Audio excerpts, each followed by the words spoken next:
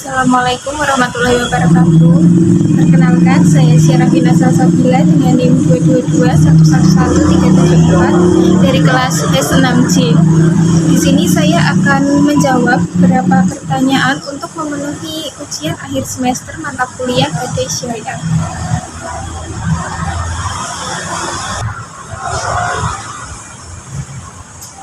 Yang pertama yaitu akad rahim dalam Gadai Syariah memiliki 4 rukun pokok. Yang pertama yaitu akid atau pihak yang berakad yang terdiri dari rohin atau nasabah dan murtahin atau lembaga yang harus memenuhi syarat. Yang pertama yaitu balik, berakal, dan ridho. Yang kedua yaitu marhun atau barang jaminan berupa emas, kendaraan, atau sertifikat dengan nilai ekonomi yang jelas. Yang ketiga yaitu marhun bih atau utang yang jumlah dan jatuh temponya harus transparan. Dan yang terakhir yaitu sikut ijab qabul yang menyatakan kesepakatan. Syarat sahnya yaitu meliputi kepemilikan atas barang jaminan dan tidak terkait utang ribawi. Implementasinya di Pegadaian Syariah di Indonesia ini melibatkan appraisal emas 22 karat dengan LTV atau loan to value 85% plus ujroh 5.000 per gram atau per minggu. Dan jika nasabah wan prestasi selama masa tenggang 120 hari, maka barang akan dilelang dengan pemberitahuan 30 hari sebelumnya. Loan to value di sini adalah rasio pembiayaan yang menunjukkan persentase nilai pinjaman terhadap nilai agungan atau barang jaminan. Yang kedua yaitu Gadai Syariah menawarkan 3 keunggulan utama.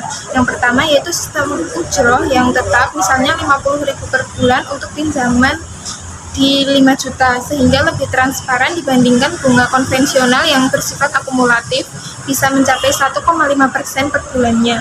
Yang kedua yaitu asuransi barang jaminan yang menjadi kewajiban lembaga.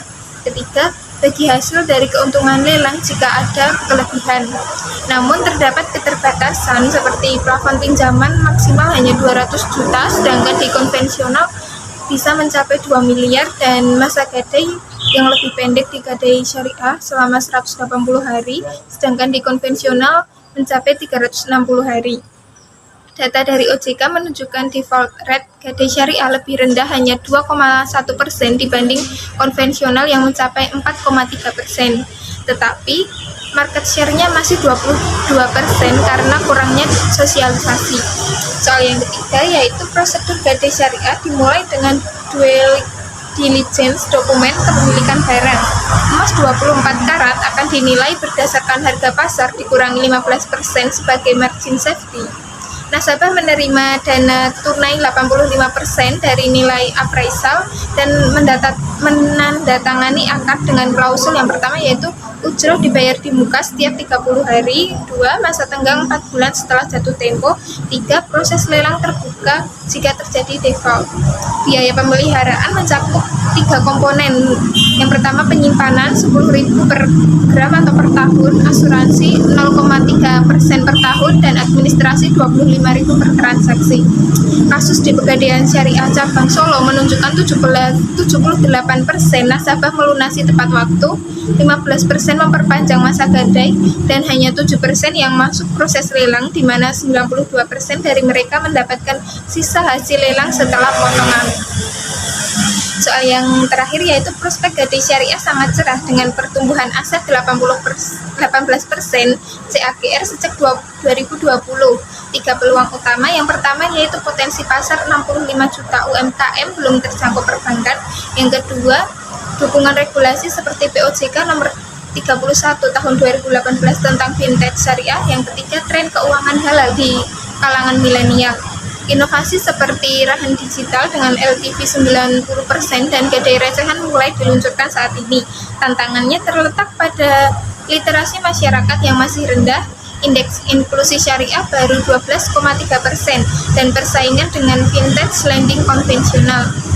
Rekomendasi strategis mencakup kolaborasi dengan pesantren untuk edukasi dan pengembangan platform hibrid baik offline maupun online, seperti yang sukses dilakukan oleh BSI dengan jaringan 156 cabang Gadai Syariah.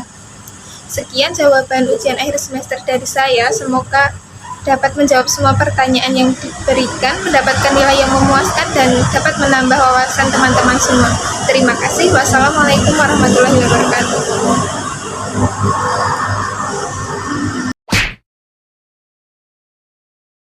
Geda gedi, oh.